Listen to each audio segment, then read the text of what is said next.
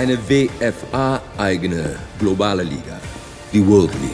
Es geht ja nur ums Geld.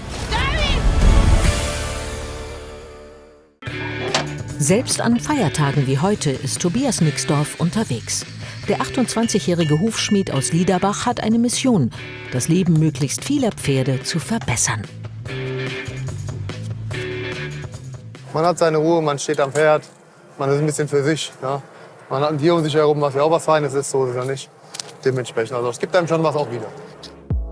Altes Handwerk liegt im Trend. Sie schmieden Gold, machen Holzblasinstrumente, sie schnitzen Kunstvolles aus Mammutelfenbein, brauen hochtechnisiert Bier mit Liebe und ermöglichen als Hufschmied Pferden einen gesunden und sicheren Gang. Dann einmal bitte vorlaufen, wir nehmen die gerade Strecke hier. Wenn ich einen Ton von mir gebe, rechts.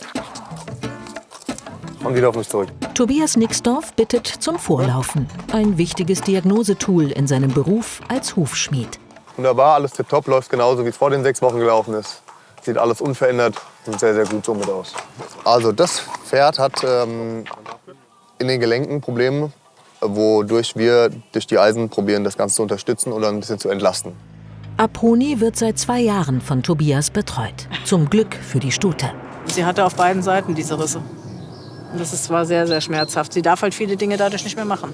Es gehen halt so enge Wendungen nicht mehr und solche Sachen. Ne? Aber alles andere klappt jetzt wieder super. Und da sind wir auch echt froh. Und sie lahmt schon seit 1,5 Jahren nicht mehr. Die Wände, die wir hier strecken, die wir hier polieren, haben normalerweise sehr oft in dem Bereich von den Nagellöchern Spalte nach oben bekommen. Diese Risse hier nach oben sind dann gefährlich, sobald sie oben ankommen. Um da entgegenzuwirken, damit die Druckverteilung nicht nur auf dem Hufeisen bis hier hinten hin ist, sondern die Druckverteilung auf das komplette Eisen sich begibt. Der komplette Fuß nutzbar ist. Schließen wir das Eisen und zusätzlich mit dem Effekt aufgrund zur Unterstützung der Bänder, damit das Pferd hinten nicht ganz so tief einsinken kann. Klingt fast so gut wie bei einer orthopädischen Schuheinlage für Menschen. Irgendein Hufeisen nehmen und draufnageln ist schon lange nicht mehr. Der Beruf des Hufschmieds ist wesentlich vielschichtiger. Aber warum geht's eigentlich nicht ohne Hufeisen? Ein normales Pferd in der Wildnis, egal wie gut die Füße sind oder nicht, steht auf, frisst, läuft ein Stückchen, frisst weiter und schläft. So, wenn wir die Pferde nutzen, wie wir sie hier nutzen, wir führen sie aufs Paddock, wir führen sie in den Stall, wir führen sie in die Halle, wir setzen uns drauf und reiten, wir springen, etc. pp. Gehen eine Runde spazieren, all das sind keine normalen Bewegungen vom Pferd. Daraufhin nutzen sich viele Hufe zu sehr ab und daraufhin brauchen wir einen Hufschutz, was bei uns dann die Hufeisen sind. Patrick Gomez ist in der Ausbildung zum Hufschmied. Die dauert fast 3 Jahre und muss selbst finanziert werden, da es sich um keinen Lehrberuf mehr handelt. Kosten rund 10.000 bis 12.000 Euro insgesamt. Also ich fahre jetzt schon seit über 2 Jahren beim Tobias mit und bin eigentlich bald mit meiner Ausbildung fertig. Dann muss ich halt nur noch zur Prüfung gehen. Und dann bin ich auch staatlich anerkannter Hufschmied. Wie bist du da drauf gekommen? Eigentlich über den Tobi. Der Tobias, der macht das schon seit über 9 Jahren.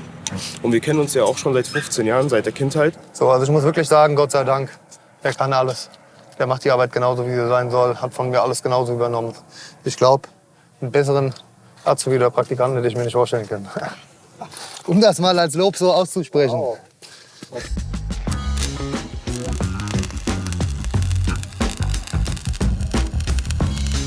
Hier haben wir dann jetzt das fertige Eisen, mit dem Steg eingeschweißt. Jetzt gucken wir noch mal, ob das Eisen genauso passt und dann nageln wir es auf. Einer der Gründe, warum Tobias so exzellente Ergebnisse bei Aponi erzielt: Wir arbeiten sehr, sehr eng mit den Tierärzten zusammen, hauptsächlich mit der Tierklinik in Nattersheim. Es ist so, dass es einfach heutzutage so ist, dass es sehr schön ist, wenn man das machen kann. Wir kriegen Röntgenbilder, wir kriegen teilweise Slow-Motion-Aufnahmen von Bewegungsabläufen. Ja. Wir haben einfach noch mal eine tierärztliche Meinung zu dem, was wir da tun. In der Zusammenarbeit mit Tierarzt und Hufschmied, wenn das funktioniert, kriegt man super Ergebnisse, wie jetzt hier bei dem Pferd. Wir haben lange gebraucht, dass das Pferd so läuft, wie es jetzt läuft. Ja. Und das in Zusammenarbeit mit dem Tierarzt kam dann dieses Ergebnis heraus, wo wir sagen können, das Pferd läuft wieder einwandfrei, das Pferd kann wieder normal bewegt werden, das Pferd kann wieder geritten werden, was halt alles Aspekte sind, wo wir sagen, darum geht's ja. Ja. Das Pferd soll ein gutes, erfülltes Leben haben und der Reiter soll die Freude am Pferd haben oder auch nicht dran verlieren. Und das ist eine schöne Sache, dass man das mit Zusammenarbeit mit den Tierärzten so gut hinbekommt. Trotz Knochenjob und obwohl Tobias selbst nicht reitet, Hufschmied zu sein ist für ihn viel mehr als nur ein Beruf.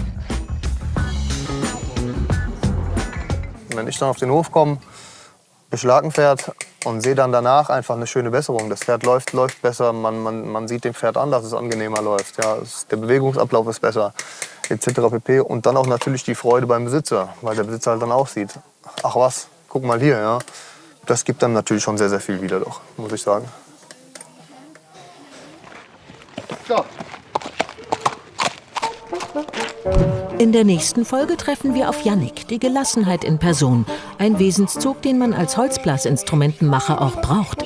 Wenn man irgendwas schnell fertig haben möchte, dann ist das wahrscheinlich eher der falsche Beruf. Warum kann es Weltmeisterschaften nicht jedes Jahr geben? Eine WFA-eigene globale Liga. Die World League. David hat Beweise gesammelt, um die World League zu verhindern. Die lassen sich kaufen. Wie viel wird es mich diesmal kosten? Es geht ja nur ums Geld.